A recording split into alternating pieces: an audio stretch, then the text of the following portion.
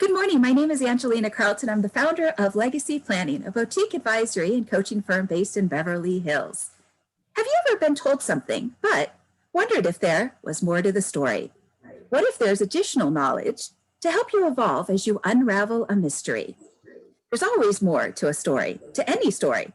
The facts are that we need to explore and almost dissect the story to find the truth contained within.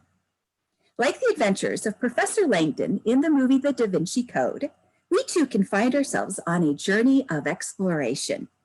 Here to provide his perspective and to overcome any myths and perceptions is my cousin and author, Karl Neville, who will dive deeper into these subjects. Welcome back, Karl. Can you tell us a little bit about your last 3 books? Oh yeah, of course, Angela. It's great to be back. Actually, it's been a while, a bit too long, I'm afraid. But it's no, it's great. So we've got 3 main books that I've written. I say we as like a royal we for the purpose of sort of sentence, really. We've got the Genesis Code, Finding Camelot, and the most recent one, Under the Dome.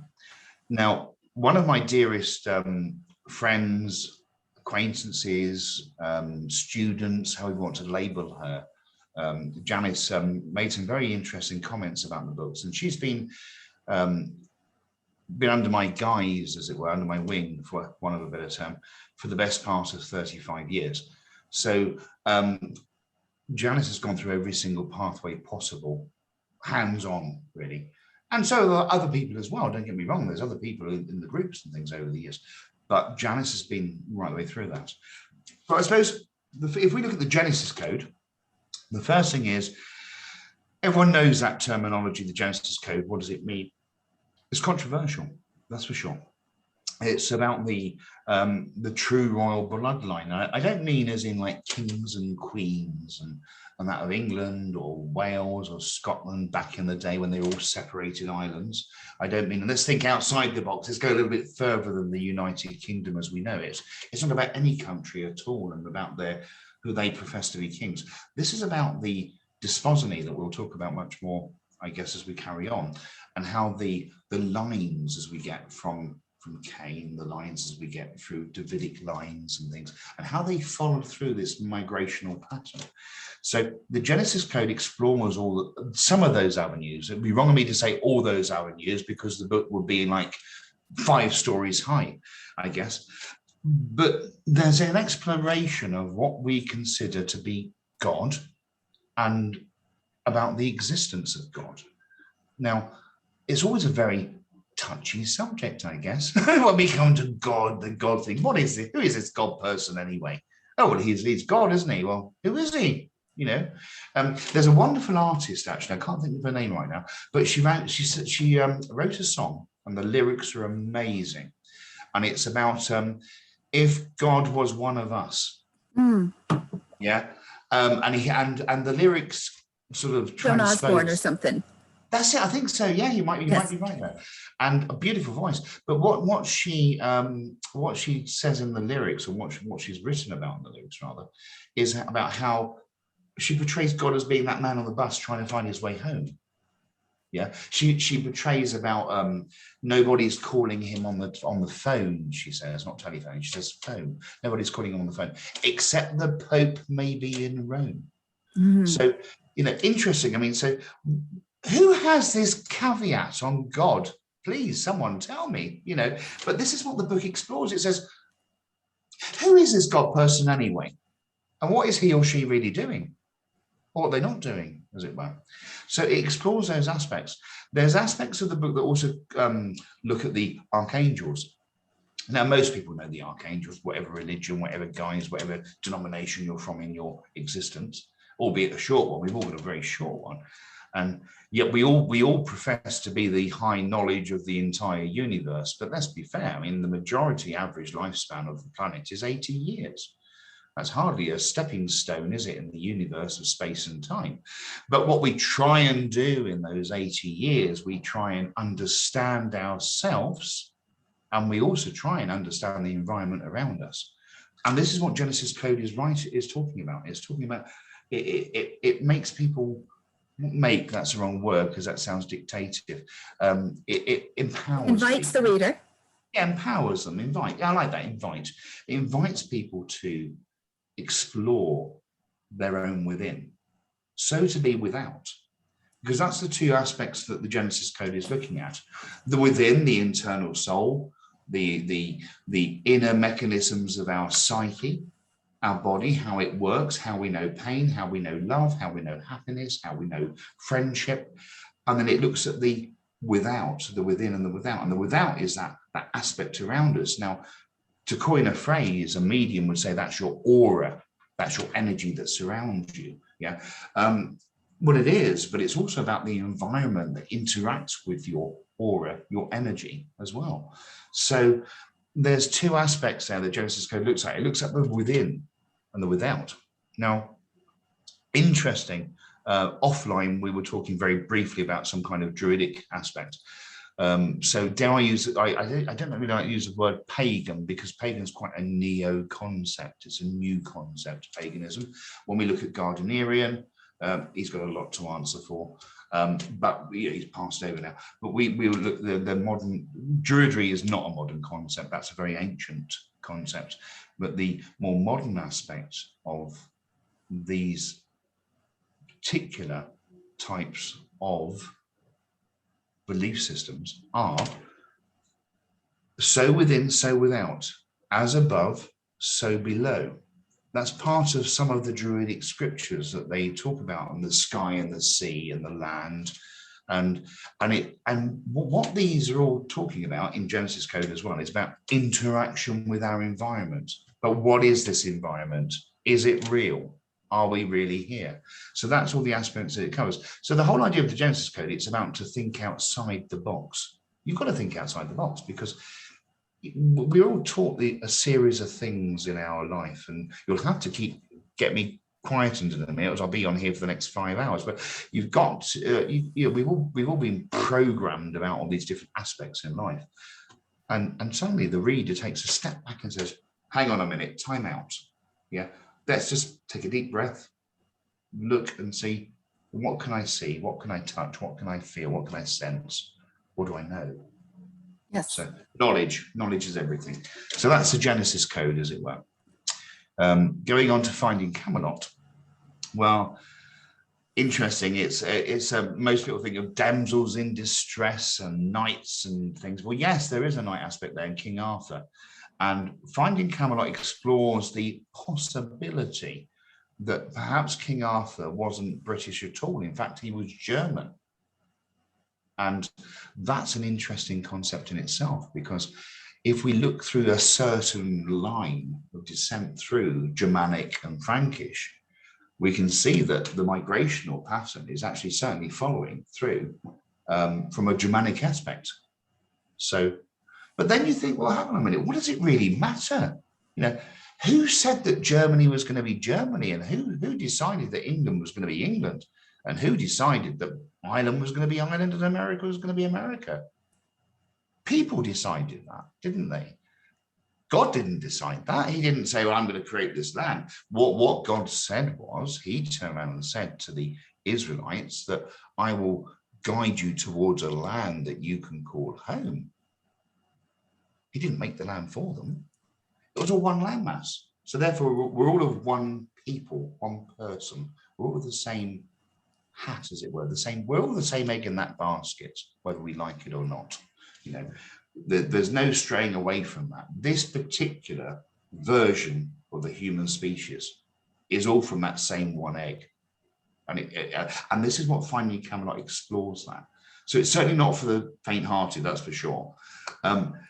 It covers aspects of true metaphysical links as well. So it explores a possibility that perhaps whatever we do in this physical environment, does it really have an impact on the metaphysical, on the supernatural aspect, on the off-world aspect? And there has to be some kind of interaction. There has to be an answer of yes there, because a bit like the yin and the yang, you have to have that balance. You have to have that. So you can't, it's the butterfly effect all over again, isn't it? The butterfly waves its little wings in the back of Thailand and causes a hurricane in America. You know, why? Because that cause and effect, it has to happen. So this is what Finding Camelot explores in a fairly good, interesting point. Now, sadly, there's obviously a mention in Finding Camelot with regards to the grail, which we'll go on to in much detail. An obsessional point of mine is the grail, obviously, always has been, always will be. Up until my last breath, I'll be going, the grail, but it's always been an aspect. So fate, the fate and murder of Jesus is mentioned in Finding Camelot. And I think that's quite a strong point to make, that why on God's green earth, to coin a phrase, are we still accepting the fact that Jesus died for our sins?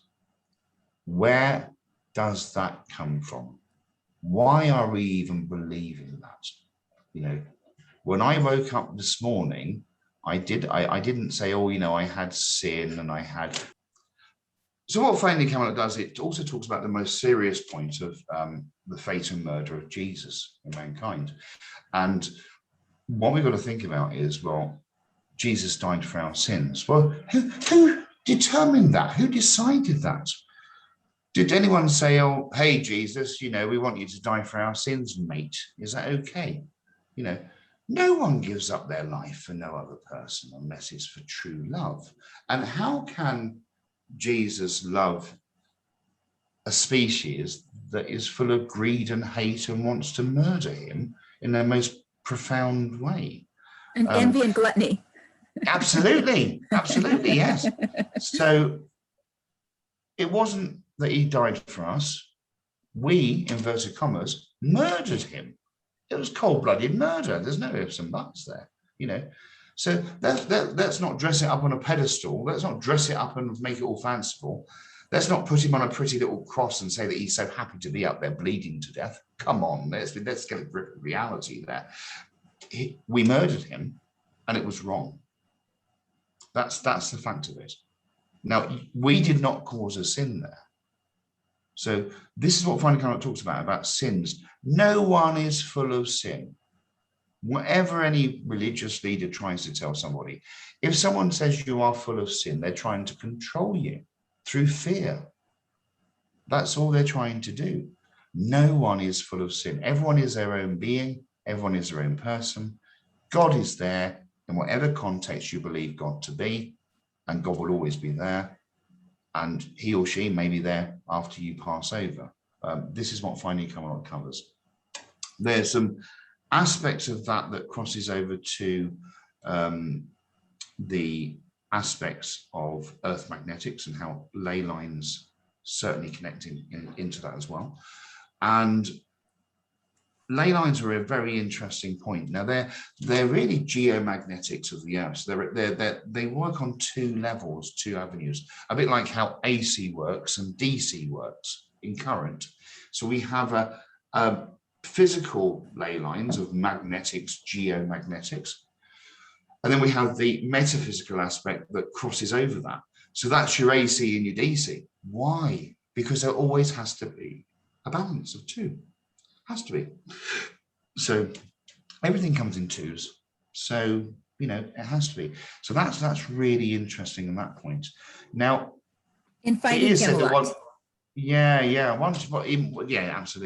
People say that once you've read Finding Camelot, you can't turn back. I don't know if people can turn back at any point in time. That's free will. But one would hope that curiosity gets the cat, and people will think, oh, okay, the guy's not a total nutter. Some of the things he says could be quite true and interesting. So let's explore that avenue for a minute, and let's roll on to his next book, which is called Under the Dome. And Under the Dome is, and I've been called all sorts of things. I'm a flat earther. I'm a fanatic of anti-science, and God, you know, all the little QAnons that come with it. So at the end of the day, Under the Dome is about the exploration of natural and supernatural aspects in this world. The fact that we all live under a dome, in a prison planet or on a prison planet, and a false reality. But then what makes it false? Is it almost like a hologram that we're living in? Are we really where we say we are? And not to use or plug it in so much, but I am a great fan of The Matrix, the films. They're amazing films. And hat off to the writers of those books, because there's aspects of the Matrix films over all of their seasons that are just fascinating. And you think, well, actually, there's where did they get all that idea from? They had to have got it from somewhere. So it makes you wonder, well, what is this planet Earth? Where are we really? Who am I? Who are you? You know, all these things suddenly we question, not necessarily challenge, because that's confrontational, but we question, well, what is this Earth place anyway? And that's what Under the Dome is talking about. It talks about how religion has suppressed the truth for centuries. Why? You said about that for greed and gluttony, but for control, Everything's about control, because the ego embedded into each and every one of us, that some of us try and suppress our egos and go, do you know what, it doesn't matter. But there's certain egos, and not, dare I use the term that we talked about on narcissists, you know, they have to be in control and control everything, you know what I mean? They have to do everything. Yeah. And you know, they're avoid them like the plague. Keep them very honest. Yes. And sometimes that's the best way to do religion as well. Oh, you know, because what is this religion thing anyway? What does it mean? You know, the priest knows no more of God than the tramp on the street. The fool on the street. Yes. Yes. Yeah. He didn't phone up this morning and say, hey, God, how are you doing? I want to ask you a question about this. What do you think? Yeah. He hasn't got a direct line to God. Nor is the Pope, for God's sake. You know, cool, that'll put me on a hit list now, won't it? God. But you know, in the eyes of the old famous English programs, face bothered. But you know, but I mean, not really. So religion, anything is good that allows someone to express their spirituality, but please don't suppress their spiritual growth. And this is what a lot of things do. They suppress people's spiritual growth. They embed into human beings that they're sinful, that they're sinners, and they're bad people, and they have to go to those people in order to get some kind of atonement. Redemption. Yeah. Or atonement. Yeah. There's a lot of shame there, like an emotion of shame. Absolutely. Yeah. And so Under the Dome covers those aspects of that, and hopefully it will touch a few people, sometimes in not a very good way, sometimes in a very good way, positive way. But I suppose one thing is, it is something beautiful, because life's beautiful, isn't it? It's got to be beautiful, whether we see it or not. Yes, we all have these, and this is what Under the Dome explores about the roller coaster ride that we're all on, you know, that we, in all our lives, whether we like it or not, in those little bit of 80 years, that little fragment in time, which makes us fairly insignificant, really, in the state of the universe. But you know, we all think we're so important. And, you know, but in that little roller coaster of a ride, we all get our ups, we all get our downs, we all get our interesting bits, and we get our pit stops, and then we go off again and down. So I think for life, in my perspective, it never really stops doing that. I don't think there's never a type of equilibrium, because life isn't meant to be in equilibrium. It's meant to be an up and down, a topsy-turvy, inside-out, wishy-washy type of thing, really. That's what it's meant to be. And that's what keeps it exciting. Yeah, absolutely. Yeah, so that's the 3 books there. So I don't know, it might have put off your viewers from reading the books, like, oh my God, we're not going to read those. But it might say to, well, actually, it might be worthwhile, a little peek inside, a little sneak peek. Who knows? Very good, very good. So let's start with some objections, now that you've just touched upon an introduction to your 3 books. So let's get the objections out of the way. So can you identify some common objections that you've come across in the last few years as you've been writing this and researching and so forth?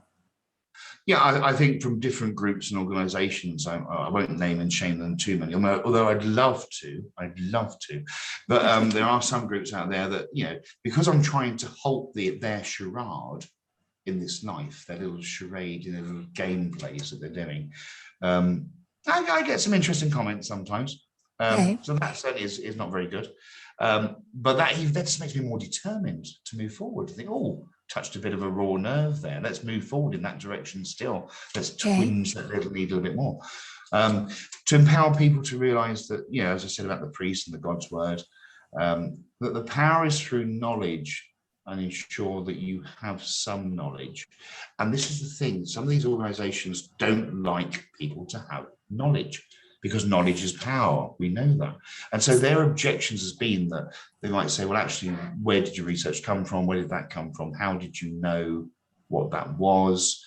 We don't agree with that because our scripture says this. Oh, hang on a minute, your scripture was written about 1,000 years ago. Okay, the Hashem Vahul was written 6,000 years ago. And many people aren't going to know what the Hashem Vahul is, if you would like to. Right. Yeah. Okay. So, I mean, which came first, the chicken or the egg? Okay. So the Hashem Vahul is the Sumerian background belief system, the crux, the cornerstone, as it were, of the religion of the Sumeria, which will now in modern day time be Iraq. Now we're looking at a creation of civilization in this current species of human beings that would be, say, 6,000 to 8,000 years ago. And the belief system was in a series of deities, a series of gods with a penultimate god and an ultimate god, i.e. the God. Yeah. So as we know as God today. And so that's the interesting part about Sumeria. And if anyone ever gets a chance to look at the Sumerian aspects, there's so much out there about Sumeria. Regards to signs, symbols, codes, cuneiform, the main first language, which is amazing. But I think there has to be that the one thing that anyone takes away from the books and any of my belief systems, I guess, is that anything we do must be from the power of thought. The power of thought is the most powerful thing on this planet. Compared to the echo chamber. Absolutely, yeah. Because when we go to a church or any type of religious building, not necessarily a church, but if we go to a place and we collectively have the same thought process, some may call that a prayer. Let's pray together for the soul of blah, blah, blah. So when we get that collective thought, it raises an energy. Now, the priest or the religious leader or the minister isn't doing that. The church, by its definition, the group of people together, doing that. The energy of the people. Absolutely. And I think that's the most important thing. Now, without going too off on a tangent, Jesus made reference to believe in me. I am the way. Okay. Right. Let's just pull that back for a minute and park that up in the afterthought and say, well, hang on a minute. Did he not mean believe in the me? Now, the me, which Jesus followed, the path of the Hashem Vahu, is mentioned, the me.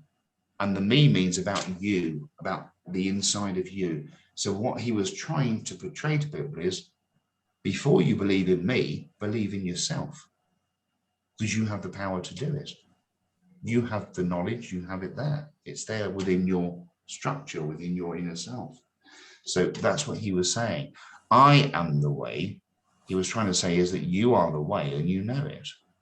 So therefore it gives almost like this autonomous approach. But no one wants autonomy. No one wants that. No one wants you to think that way. I think sometimes it's safer to belong to a group compared to step outside of the box, even if the discovery of self-knowledge and external knowledge is beneficial, in that growth of life. You called it the roller coaster, but I think especially for adults, it means that somebody is awake, like an EKG, people are afraid of that, but if you're flatlining, then you're not really living, you're dead. Yeah. No, that's right. You're just merely existing. You're not living. Yeah. You're just there, aren't you? Yeah. Yes. Yeah. So we're going to touch upon a bunch of interesting topics. So let's get into the first one, if we may. Is the idea that the Holy Grail is a bloodline, would it interfere with the Vatican narrative? And would you speak on that for a moment? Okay, yeah, sure. So the first and foremost thing to mention would be the bloodline is an aspect of the Grail. The Grail is something quite supreme. I don't mean it overruling. I mean supreme in its glory. And the Grail, from my own knowledge, understanding, and research, is that the bloodline is part of that, but it's not the whole of that. Mhm. The grail means something far more. Now, the Templars have been searching for the grail for many years since it was hidden last. Now, it was originally, as some people portray, it was originally placed within the trust and safeguards of the Templars, who took that grail, whatever you think it to be, took that grail from France through East Anglia, up through the main part of County Durham in England, right up to Scotland, into the Highlands, and then it travelled across to Ireland. The grail was never meant to be in one fixed position or one fixed place. And so therefore, the idea of the Holy Grail is a bloodline. To one aspect, yes, it is. But it's more than that. There's something far more than that that is beyond this earth, way beyond this. And at one point, the grail was then hidden again. But why was it hidden? I mean, I don't want to say this, but Hitler himself was searching for the grail, you know. And the sword of destiny. Absolutely. Yeah. Sword of destiny, spear of destiny. Some people spear of destiny. Yes. Spear of destiny. Yes. Searching for these artifacts that they thought. But then one always has to ask oneself, why do you seek the grail? What do you hope to achieve? What's your purpose for doing so?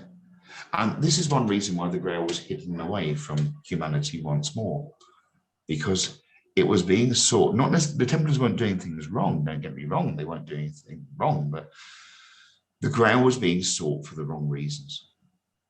And therefore it had to be hidden. Maybe you're referring to service to self versus service to others, or? Yes, yeah, service to others, yeah. So it had to be hidden in that sense. So, and thus it remains hidden again. Who knows where the grail is? Interesting concept, interesting idea, isn't it? And if anyone did know where the grail really truly was, would they truly tell anybody? Surely not. Sure, especially the persecution, sorry to interrupt, especially the persecution that some of the Knights Templars went through, especially when they had to hide into the mountains of Switzerland and... Yes. And end up in a place called Vienna. Did I just say that? Oh, but end up in a wonderful place called Vienna, a very magical place called Vienna. Yes. And so you're right. It's all about there is a bloodline there, but we've got to take it beyond Jesus himself. So who was Jesus really of the bloodline of? And who were they of the bloodline of? So let's go backwards in time. Let's not go forward in time. Let's go backwards in time. Because as I've always maintained, in order to understand the here and now, you need to understand the past. So to get to the future. So that has to happen. It's the same for the grail. The concept of the grail is exactly the same. No one can just jump off today and look at modern literature to try and locate what the grail is, where it is, and who has it. Right. What they have to do is go back to the beginning and before the beginning of time. In other words, before the time of Jesus, and say, well, where was he from? Where did he come from? What is this Hashem Vahor? What did the Sumerians believe? Where did they get their knowledge from? You know, how did they end up on planet Earth in the first place? So all those things come into the Grail quest, as it were. And it's a fascinating subject. So what did the movie, the Da Vinci Code, get right and wrong? Well, elements of the Last Supper are certainly right. Regards to the scene where they talk about the Mary Magdalene being next to Jesus. Of course, Mary Magdalene isn't her full real name in the sense, not of that time, but it's translated and comes to a Mary, as it were, or another Mary, but I'm not permitted to say. And Magdala was a geographic town, I understand? Absolutely. Right. Absolutely. Yeah. So she does have a name as well, which I will not speak. But so the Last Supper does talk about that very, very clearly. The Vatican, well, that's quite true. The Vatican suppressed information for years because the Vatican can't afford to have its dirty laundry put out in public. quite frankly. There's decisions. It's Yeah, executive decisions. back on that little hit list again. Yeah. Not doing very well here, am I? So, but they can't afford to have that happen. They've got loads of archives. You know, we know, everyone knows on this planet, whoever looks at it, when the Bible was written, they picked what sections they wanted to put into the Bible and omitted so much more that was never ended up in the Bible. So they said, well, that sounds good. That meets what our belief system is. We'll put that in there, pop that in there, which any writer or author would do, wouldn't it? They go by their own belief system and put those in. So we know that the Vatican has been suppressing information since its creation, and it will continue to do so. Such as the Book of Philip or the Book of Enoch and so forth. Absolutely, absolutely. So Enki as well. Let's not forget Enki along the way. E-N-K-I, Enki. Let's not forget him for sure. So then we get on to the priory. The priory was absolutely right. 100% right. So when the priory was referred to in the film, the priory is correct. There is a group of individuals that exist in order to protect the grail, and always will do. And that's passed down. So I believe that's 100% right. So Jesus never claimed to walk on water. I think that's the most important thing to mention. And nor did he proclaim to walk in air. There's no where these myths and legends come from, and that's quite wrong in the film. Where in fact where she was in the film, and she's she's actually up on the estate in Scotland, and she's in the background. You can see Niven's house. Bless him. At that time, he was a very elderly gentleman at that time, and they were told not to film up there, but they did. And anyway, needless to say, when she says, "Oh, I wonder if it's true," and she puts a little foot across the cliff top there, you know, well, Jesus never claimed to do that. So again, this comes back to translations or mistranslation of older languages and how this refers to. Okay. Water into wine. Come on, let's get a grip of reality there. He didn't claim to do that either. So there's certain aspects there that are clearly wrong in the film, but fun anyway along the way. But there is a wealth of information in that film. That there's the subliminal aspects that are in that film are amazing, absolutely amazing. My hat off to the film crew. My hat off to everybody involved in that film production. And the hints that were dropped. The hints that were dropped all the way through the film. There were so many hints dropped. Yes. Certainly about the existence of a real lifeline to Jesus, which still exists today, you know. But what would happen? What would happen if that lifeline? What would happen if that particular bloodline just came to the surface and said, "Actually, you know, I'm the real bloodline of Jesus, mate." Who's gonna be bothered? Would it change anything? Would Probably it change? not. Exactly. It wouldn't, would it? Because all of a sudden, people would start to question everything again, you know. So there's a wonderful British TV making film. If you might be able to watch it on YouTube. I hate to do a plug for another thing here, but YouTube's a very good thing. But they have on there, it's called The Second Coming. Okay, and The Second Coming is a film. It's like a little drama series that was British. It was back in the 1970s, 1980s, I think. Was it 1970s, 1980s?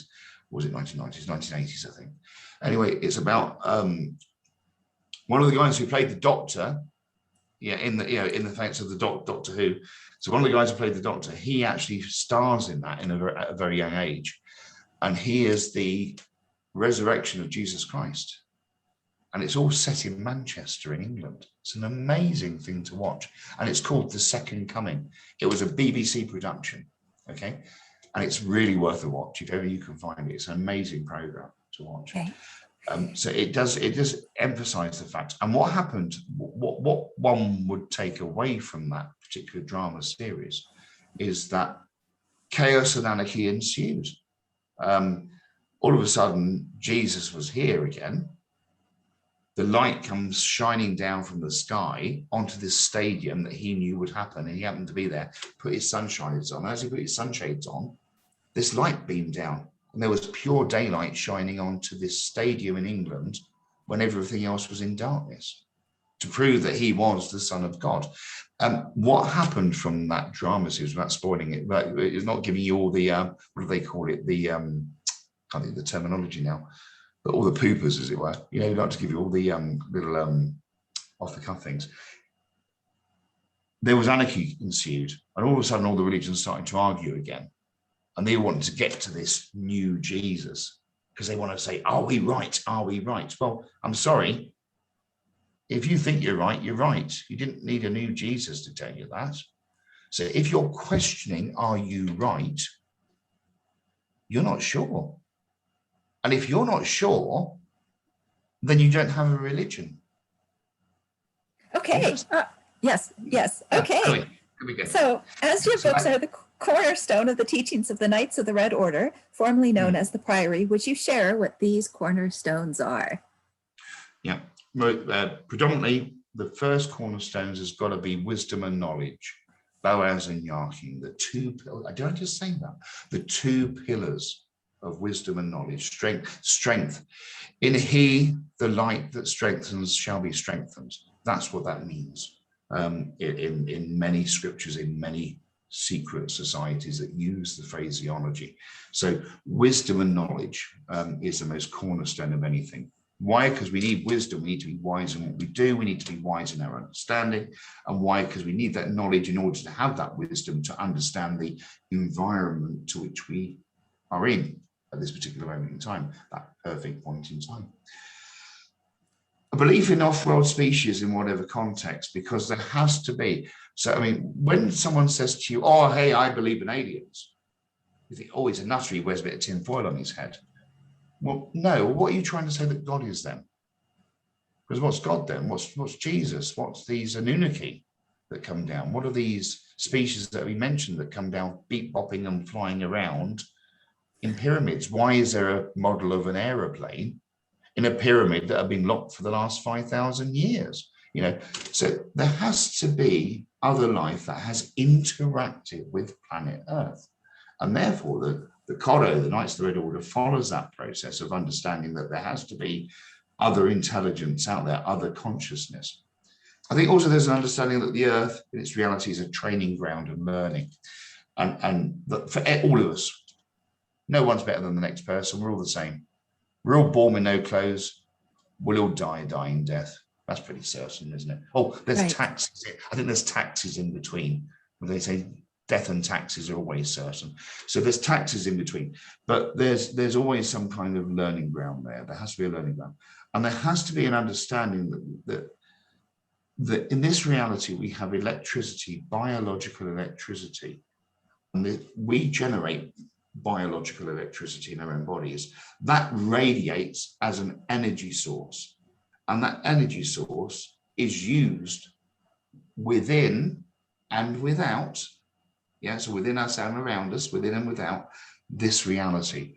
So they're the main cornerstones of the Knights Order, and they always will be, even back to the Templars and back to 1307, that wonderful day.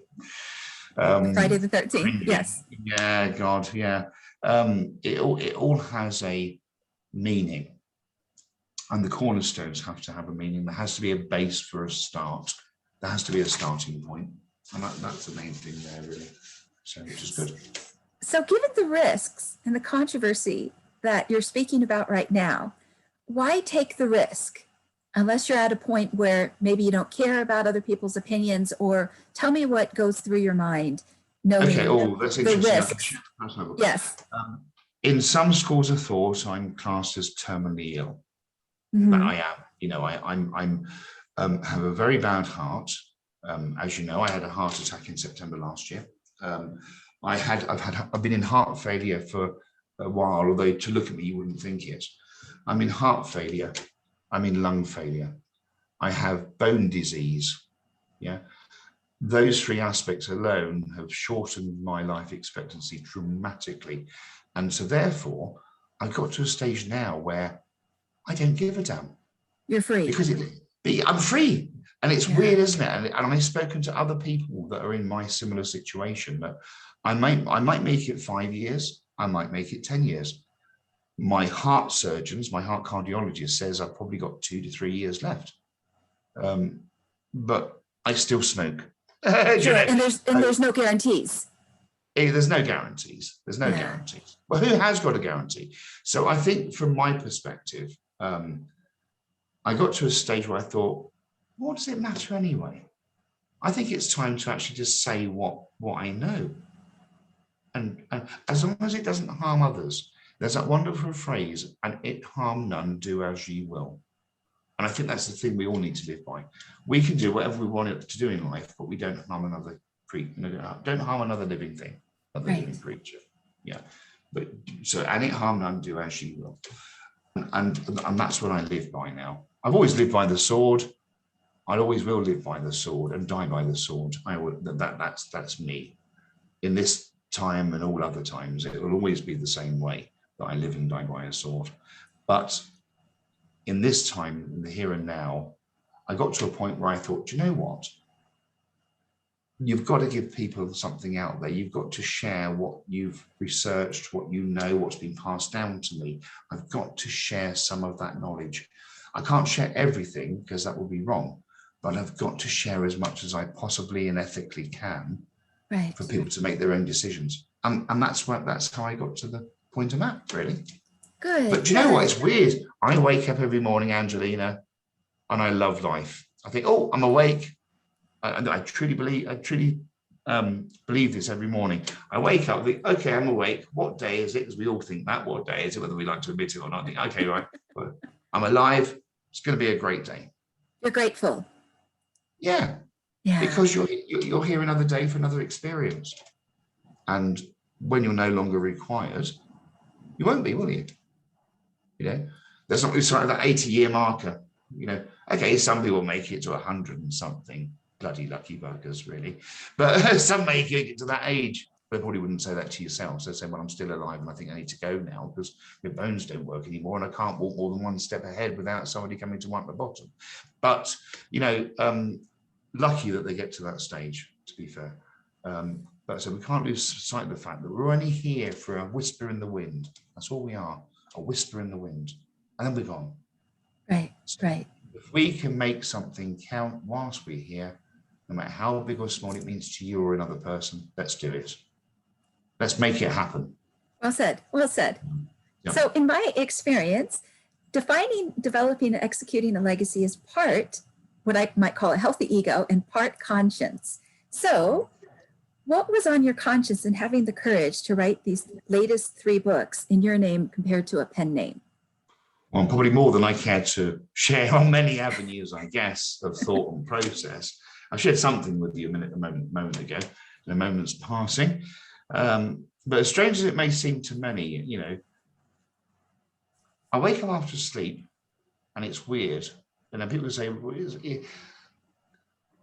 I've always had lots of knowledge since I was a child. I don't know how I got that knowledge, but I always had it.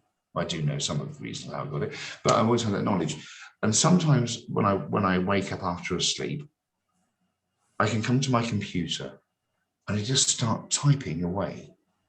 And then when I've typed it all up, what I've done, and it can be for an hour, 2 hours, 3 hours, I won't even get showered at that point. I'm just carry on typing. Then I go and get showered and get ready and all that sort of thing. And when I come back to see what I've written, and I start to do research on that, I realize the truth within what I've written. So it's almost as if someone or something has passed that down to me. Now, it is said that when we hear a tune in our ears, and it's not tinnitus, but when we hear a tune in our ears for a short period of time, like a high pitch, we've all experienced that. And then it goes and fades away. It is said that that's when you're getting messages from an angel, messages from your guardian angel, whatever, that's being planted into your subconscious for use by you or another at a later point in time. Well, I've always had that since I was a child, these weird rings in the ears. And they don't come at any specific point in time. They're very sporadic. They're very inspirational. They're very just on the spot. I could be anywhere doing anything.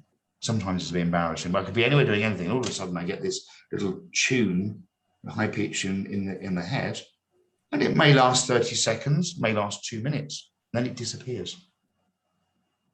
And it's weird. And then a few hours after that, I have all these thought processes and I write it all down again.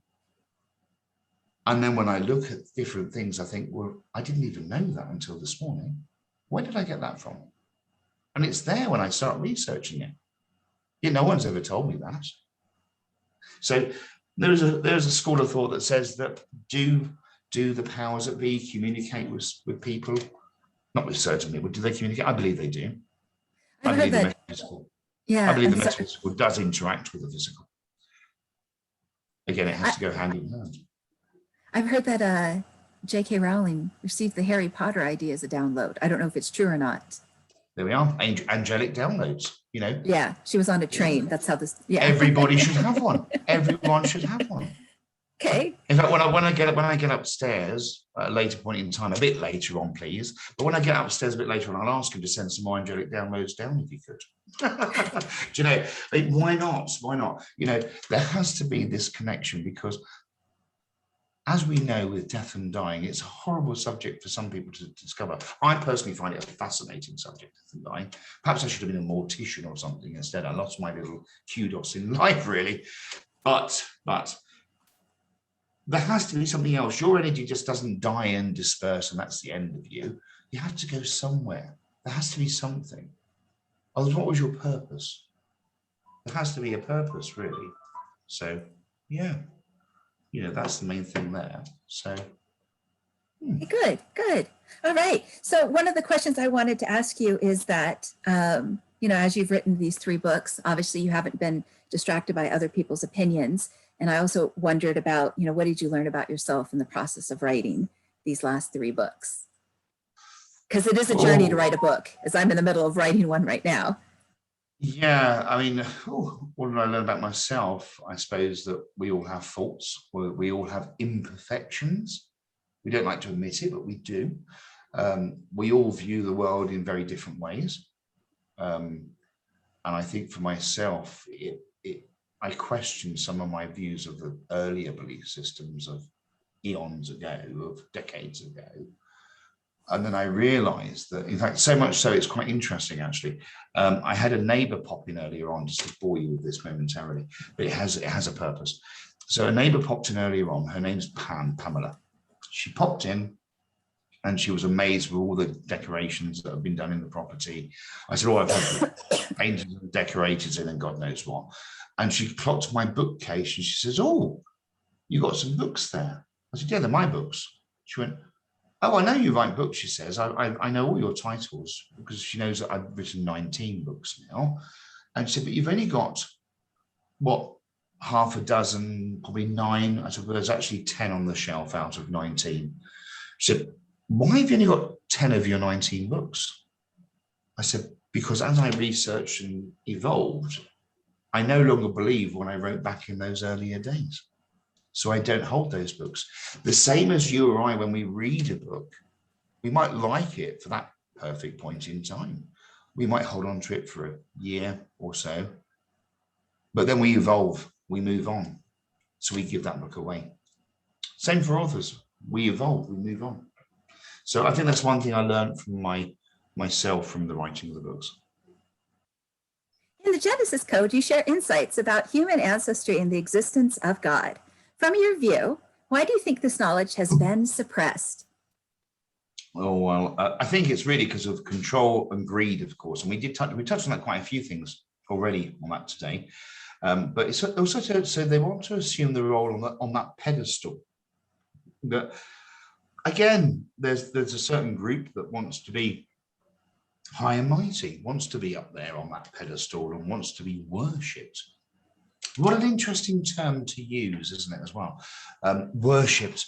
Why would you want to worship? I'm so sorry. It's okay. Why would you want to worship anything or anyone? But in our religious systems on this planet, we have, I'm so sorry, God. I've got so many calls to go back to after this, God. But on this Hey, you haven't got this live streaming. That isn't why I'm getting phone calls, is it? Okay. People want to chime in and opine Yeah, oh my and God. add to the discussion. Yeah, so, I mean, would society continue if they knew the truth? And let's face it, those people at the top of the hierarchy, in the words of Mr. McDonald's, they're loving it, aren't they? They really are loving it, because they don't want the status quo to change, because they've got everything they want. They've got the money, the cars, the houses, the experience, the people worshipping them around them. You know, excuse me. You have to edit that part. Okay. Why would? Yeah, excuse me 1 second. Why? I'll come back to that. I'm so sorry for your editing. It's going to be so bad for you. Yeah. A bit of French water. If you want to keep that on there. Volvic, everybody. Buy Volvic. Okay. Go French. Go Volvic. Lovely. Yeah, I won't be making commercial adverts, that's for sure. No sponsorship opportunities. God, no. Doesn't it annoy you when you see that on YouTube as well? When you see people, they do a really serious interview, like it is on some of the most popular YouTube channels. They say, oh, today's show sponsored by, and this guy, you can tell he doesn't want to say it, or she doesn't want to say it. And they had to talk about this promotional thing. You think, really? Oh my God. You know, where's the mute button? Quick. Yeah, so it's about would society continue if it knew the total truth? Well, it wouldn't do. Nothing would continue, because it would change the status quo, because all of a sudden people want to change things. So, well, hang on, you're not being worshipped anymore, and you're no one special anymore. You were born the same way as me with no clothes on. You know, let's be fair, and you were covered in gunk. You know, right. Yeah, absolutely. You know, and you're going to die the same way. You just stop breathing, and that's it. So, what makes you so different to me? Nothing. You know, and this is where society comes. It has all its precursors, as it were, and so knowledge has to be suppressed in order for a limited few to have that knowledge, which gives them power over others. So it's power, control, greed, ego. They're the points.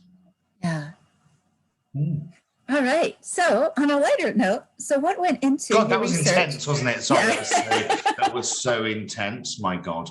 Yeah. So what went into your research and the time it took for you to gather the data on Earth's ley lines, the family tree research, photographs, and any other evidence for your latest 3 books? Cool.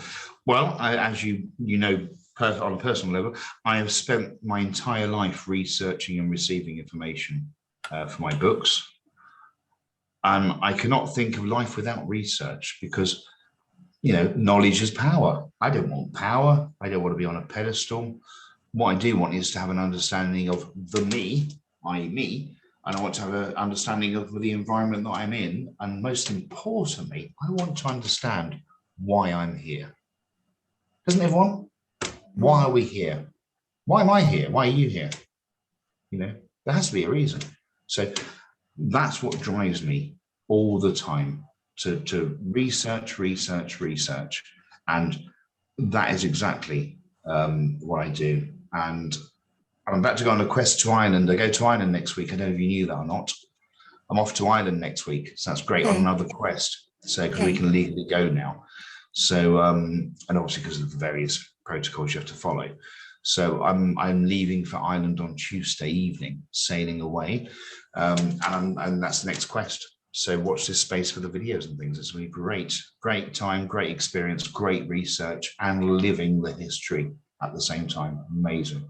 So this is where all the research comes in. It's from information over a lifetime's work to information that's passed to me from various groups and organizations, sometimes on the QT, sometimes up front, generally on the QT. Yes, on the quiet, the DL, the download. Absolutely. So it's interesting because you have shared, I'd say, a good amount of that research in your books. Mm-hmm. Yes. Absolutely. Okay, that's a plug for your books. Okay, so would you challenge our understanding of reality and why thinking outside the box matters? Oh, well, challenge is an odd word for me to use, I guess, because it implies a battle. But what I publish is out there in the ethos for all to access, and that's what I want. I want anyone to be able to access it, but only if they choose to do so. I don't want haters to hate. That wonderful phrase. You know, if they don't like my beliefs and they don't like what I'm saying, then move on. Nothing to see here. You know, move on. You know, there's no need to have all the animosity, I guess. But yeah, it does leave rather someone in a bit of a conundrum. Wonderful word, isn't it? Conundrum. I love that word. But it leaves you in a bit of a conundrum as to what to do, really. But do you just block them and say, oh, goodbye? Or do you allow yourself to get sucked into their negativity and their narcissistic ways, I guess? But who knows? Who knows? I try to just avoid them like the plague and click the old block button. That's always a good answer. But I think everything is out there in the ethos. It has to be. Thinking outside the box does truly matter, because we must question everything. We must question everything we see, everything we observe, everything we do, everything we hear. In order to grow. Absolutely. Yeah. And it doesn't mean to challenge that person for their belief system. That's their belief system. Good luck to them. Good luck with their 80 years, you know. But you know, but it's just for take on board and if you take one aspect from someone else's belief system, that's good enough in my book, because something's been passed on.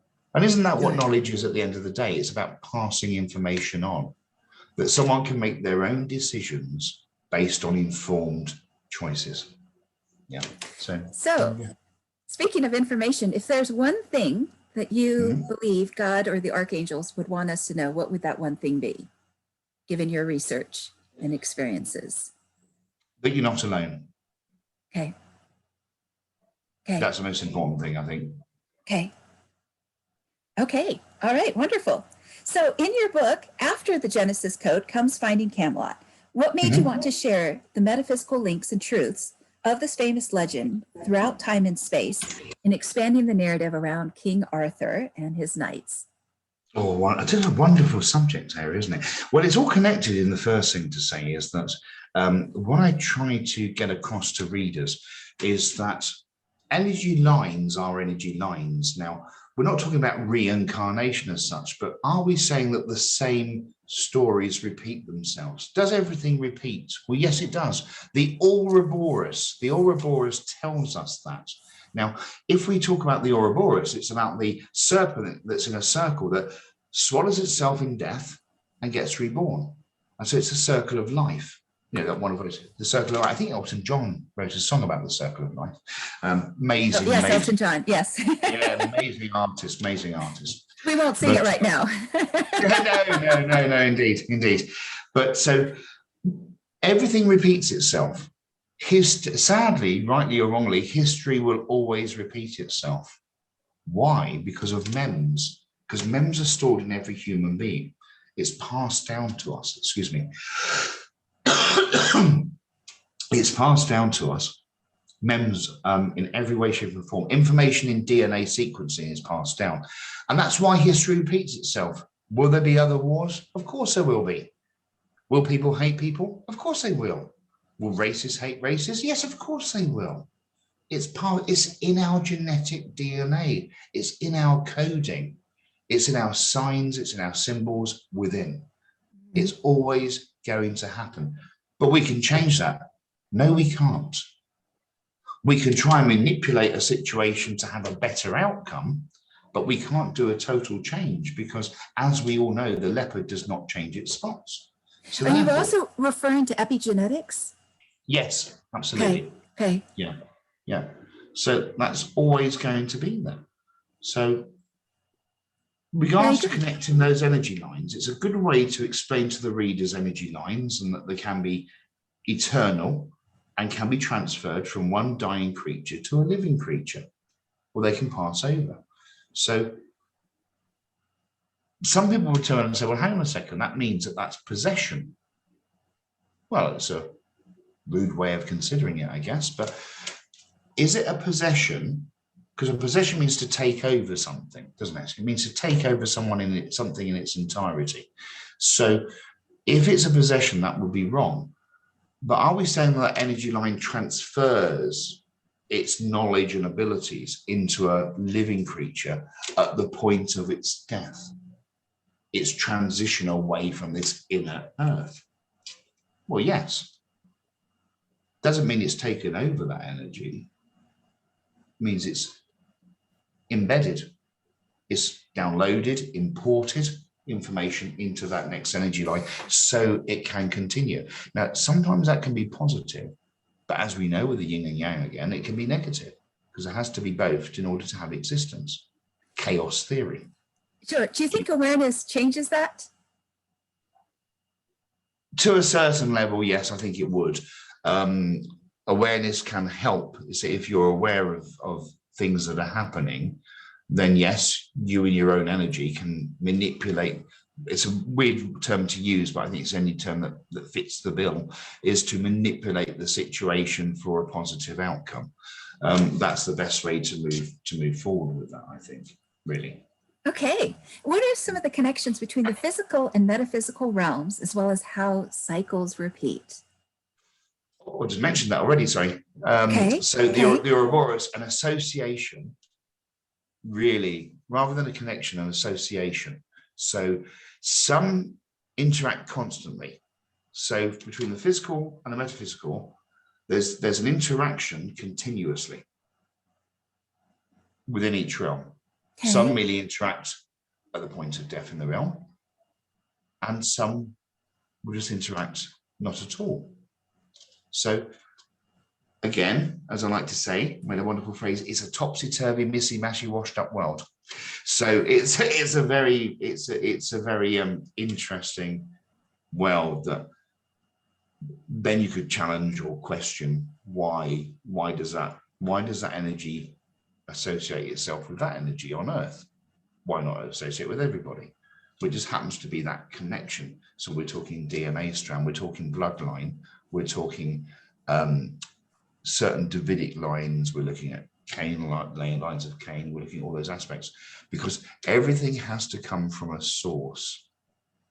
You, I, we all come from a source, whether we know it or not. Because our energy lines, we didn't just pop on Earth and say, hi, we're here. You know, we've gone back in time and we know where we come from. Yeah, at that point in time. So everything has to have that connection, that interaction, that association. Good, good. As it relates to the structure of our reality, would you speak further about the creation of humankind in this world? I know you've touched upon it lightly. Is there anything you'd like to add to that? Yeah, well, I think, yeah, absolutely. I think anyone that believes that the Earth had this Big Bang theory and suddenly had all these little comets and asteroids that suddenly plowed into each other to create life, well, I think I might leave that one for the movies. Earth was engineered. Earth was engineered. It has to be engineered. It's a biophysical laboratory.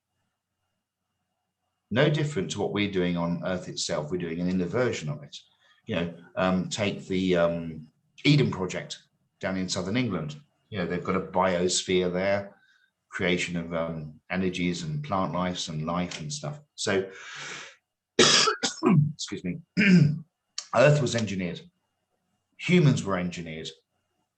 There is no way we suddenly popped out. How anyone on God's green earth can believe that we were walking around on all fours going, ooh, ooh, ooh, and then we evolve to have speech recognition, lose our tails apparently, and then we start to lose all our hair. How absurd is that? That's bizarre, isn't it? Because in order for evolution to occur, its predecessors need to become extinct. That's the rule of evolution. The weaker species dies off, the new species evolves and continues to evolve and survives. Well, there's still monkeys and apes on the planet, isn't there? Well, they didn't become extinct.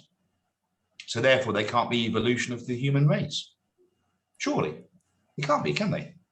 How can they be? Because then that defies the laws of evolution. well, I'm so sorry. God. We'll go on to the next question. Again. This is real life in action. At least my God. phone's not ringing in this moment. Yeah. Okay. Okay, so what is your view about what happened to Jesus, as well as the Earth's magnetics and how ley lines work? Because a lot of people don't know about ley lines. It's not necessarily taught in school, but it's a fascinating subject.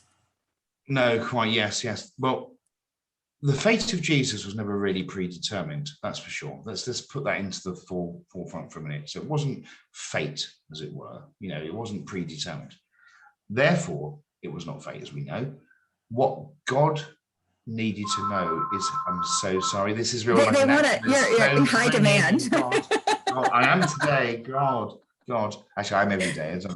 But what God needed to know is how humans at that time would interact with Jesus, because it was an experiment. Everything on this planet is an experiment. It has to be. So clearly we know the answer to that one, that it didn't work out too well for Jesus now, did it? Right. How did that work out? Not very well. So from there we say, well, what a different world it would have been had Jesus not been murdered in the way that he was.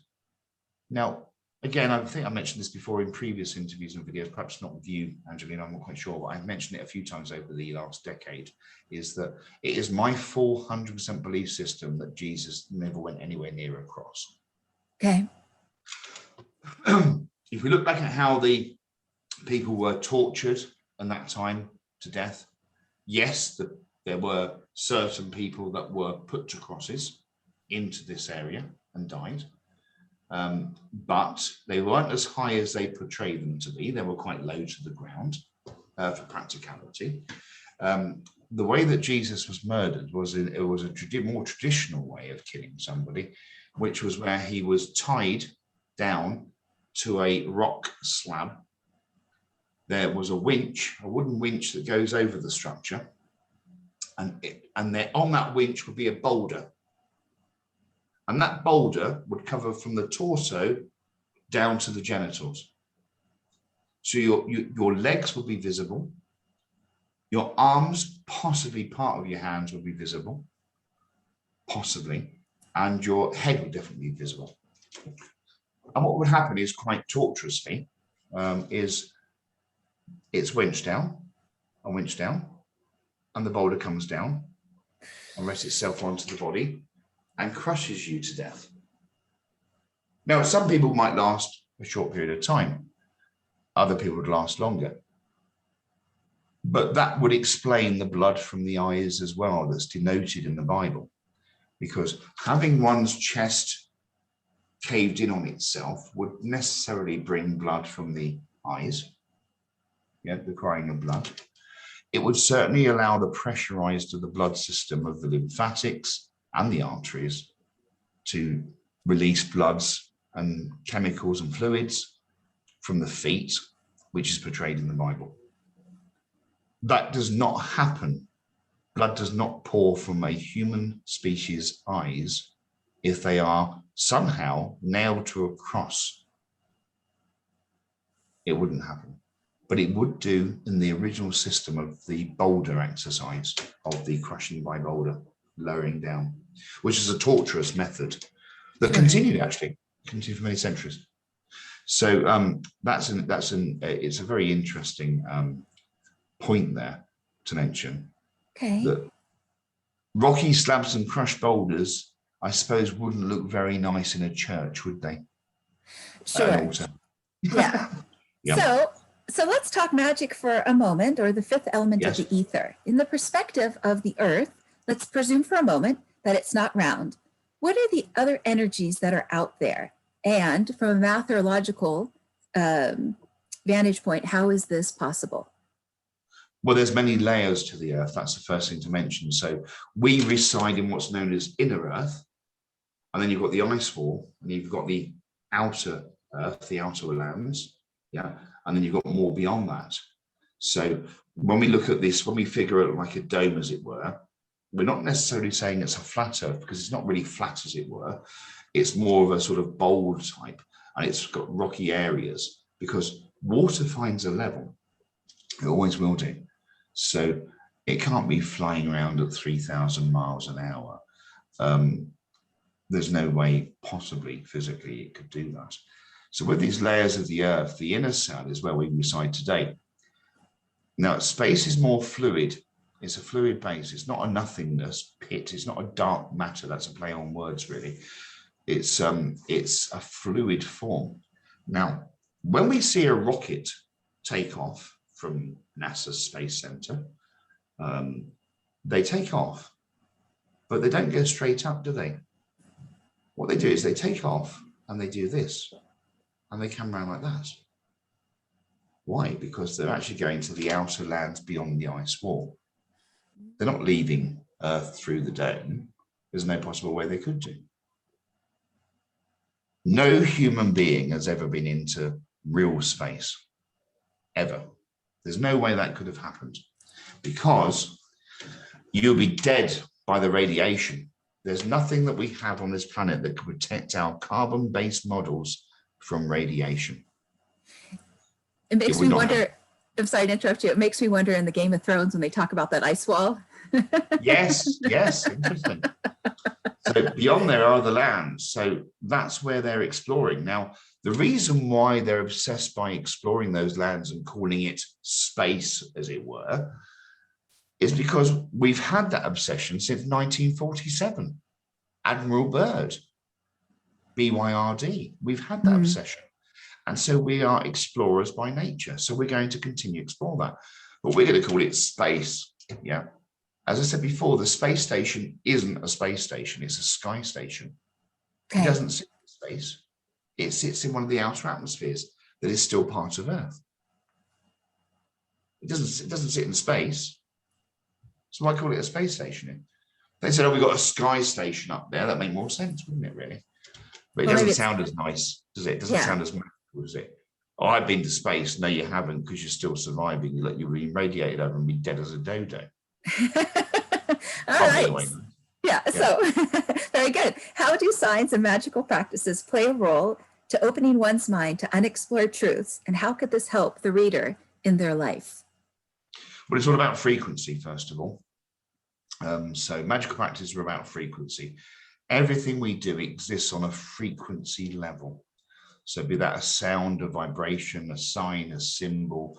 It's all about how the internal mind. Now we know that our mind only operates 7% on average, because that's all we're meant to know, because that's all we're programmed to know. But inside that mind, there's so many other things going on, as research and scientists have discovered. So we know that the subconscious absorbs this frequency and converts that into energy. And that energy has a meaning. And once that energy is absorbed in our subconscious, it then is able to project into the conscious state, and that's become a form of frequency. So is magic magic?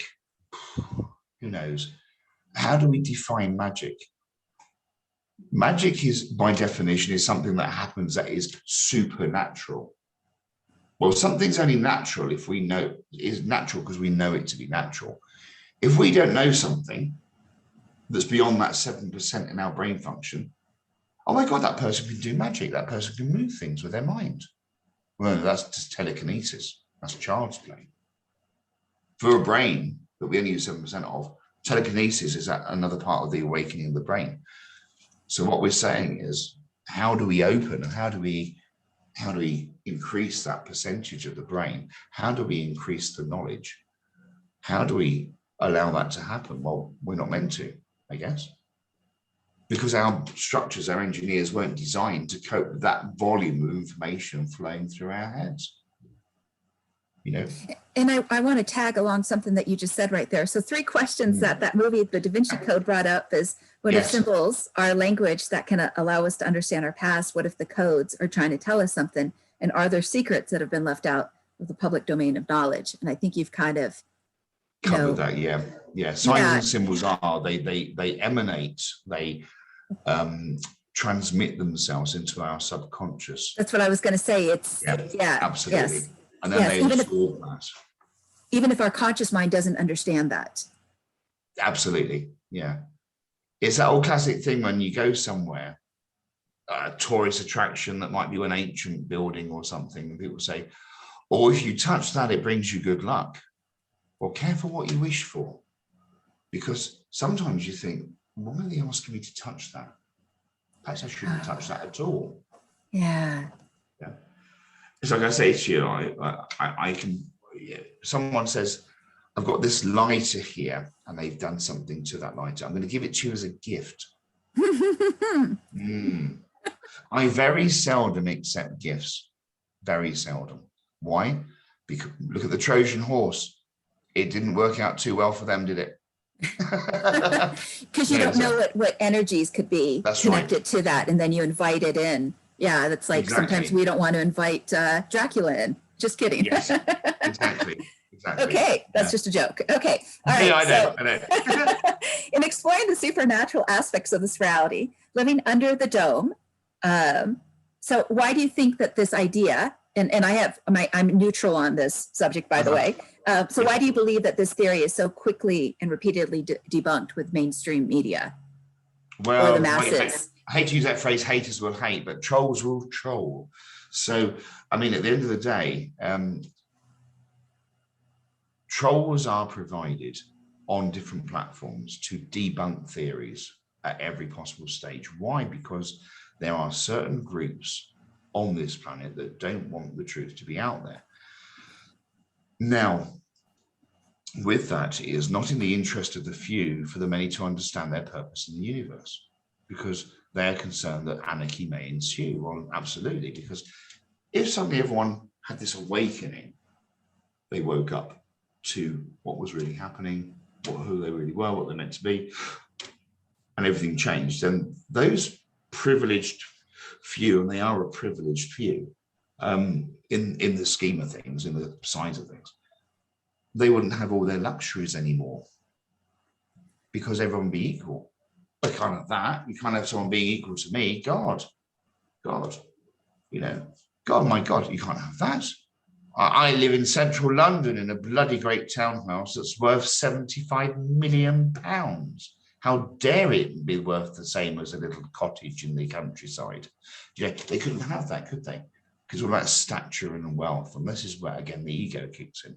So it's always going to be debunked at every possible stage. Why? Because of two things in life. Greed, from a physical point of view, and from a medical or psychological point of view, jealousy. Oh, envy. Yes, yes. Envy. Yes. Always a killer, always a killer. It will clear the table. Who do you think would appreciate your books the most? As people are becoming more curious these days, the internet has opened up much knowledge or access to knowledge. Who do you think would appreciate your books the most? Generation Z? Yeah, I think new generations would probably appreciate it more, to be fair. I'd like to think that all generations have an open mind, but sadly, their social conditioning over the centuries hasn't allowed them to have those open minds. I mean, for God's sake, it wasn't that many moons ago we were still considering women to be second-class citizens and didn't have a vote, you know. So if we go back in time, as we move further forward, we seem to be getting more and more aware, and the generations seem to be more awake, but they're meant to be towards end times. So I think it's the younger generation that are probably much more attentive to the ideas. Good, good. As we move to a close, are there any myths that you would like to dispel regarding Friday the 13th, 1307, or the Knights Templar, or the family lineage? And I always I have a hard time pronouncing the last name. Desposny. Okay. Yes. So Desposny is the name of the bloodline of Jesus, as we know. Yet it has many meanings and many purposes across space and time. As for specific dates in time, well, they're just merely illusions, really. Isn't life an illusion at the end of the day? Everything's an illusion, really, from what we touch, from what we see, what we hear. So really, as far as specific dates and times are concerned, they really don't have any particular significance. but it's a way for the here and now, a perfect point in time, to have a measurement of time, something to make it tangible, to make it understandable, that we can say, well, okay, well, if we just, why do we need years, for example? Why do we say, well, in 1947, Admiral Byrd went off on his Operation High Jump? Mm-hmm. Why do we talk about that? Why do we not just have that in Prism 1, Prism as in prism, not prison, Prism 1, Admiral Byrd did this, and in Prism 2, and perhaps a prism is 40 years. The same as a Shah. Mm-hmm. Yeah, absolutely, yeah. The same as a Shah, S-H-A-R, a Shah in Sumerian time is 3,600 years. So they didn't consider a year in the earlier points of Sumerianism. They considered a Shah. So they measured time by every 3,600 years of Gregorian calendar.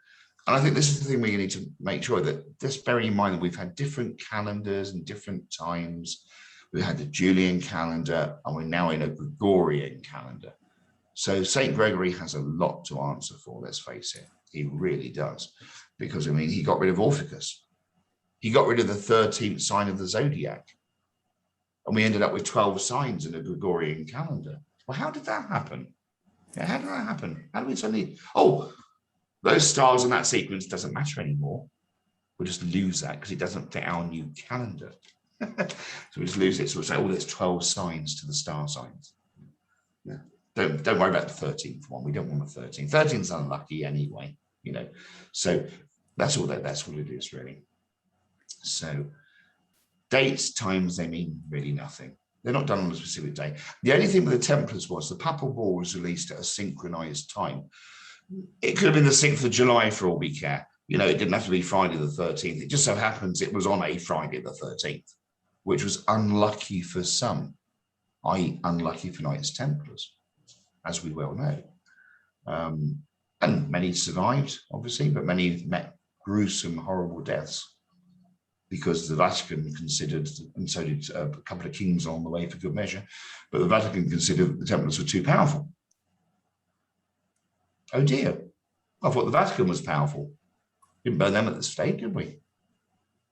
We didn't proclaim them to be witches. Whew. I mean, there's a wonderful thing there. I've just got to share that with you, okay, just for humour. And it's a really sick humour, okay? Okay. I'm a witch. I'm not a witch, but just to say for a moment, I'm a witch, okay? And I'm living in the Dark Ages and the witch trials, okay? So I get captured and she's a witch, she's a witch, right? Well, it's not going to work out very well for me, is it? Because either I get thrown in the water, right?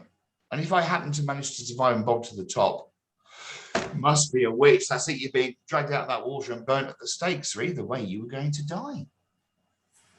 Bit pointless, really, wasn't it? I can't believe that people didn't pick up on that point. You know, back in the day, but wait a minute. If we're saying she bobs up to the top, yeah, we're going to drag her out of the water and say she's a witch and burn her at the stake anyway. Horrible death. But if she drowns, she's oh dear, she died. She weren't a witch. Oh, never mind. I guess a threat is a threat. Yeah. Yeah, it's bizarre, isn't it? Yes. Yeah. Okay. So, and do you think Leonardo da Vinci go on. Was clued into any of this? Yes, most definitely. And he portrays that in all his artwork as well. He was definitely a member of the order, and there was no way he could not be. I'll stand to my guns. That was quite a precise answer. Didn't get around the houses there. Very good. But, you know, he was definitely a member of the order, and his art does portray that. You know, hence the Da Vinci Code and all that sort of thing. There's so many, in everyday life, there's so many signs, symbols, frequencies, suggestions that are there. If only we open our eyes and see it. Really. Yeah. Well, I'd like to thank you, Karl, for your time today. And most of all, I can tell that you're at a place in life that you don't have anything to prove. And so you're willing to parlay your knowledge forward without fear of retribution, fear of being outcasted. And I can imagine that is a very freeing place. People that I've been able to coach and interview that are in a position of not having anything to prove. They're much more willing to share and be in service to humanity. Yes. Yeah. Thank you very much. Yes. One last thing to say to you and share with you. One thing that freedom means to me is what the Sumerians call amagi, A-M for Mike, A-R-G-I, amagi, which means simply freedom, to be free. That's the best thing anyone can ask for. Thank you. Thank you so much. And I know it takes courage to develop and execute one's legacy compared to just staying level within the grass, compared to being one of the higher blades of grass. So Yes. thank you. Thank you for your courage. And I hope that your books will be well received, to whether it's Generation Z or the open-minded that are seeking answers that might be beyond some of the typical available literature. Lovely. Thank you for having me, Angelina. It's been a pleasure. Great. Okay. Thank you so much.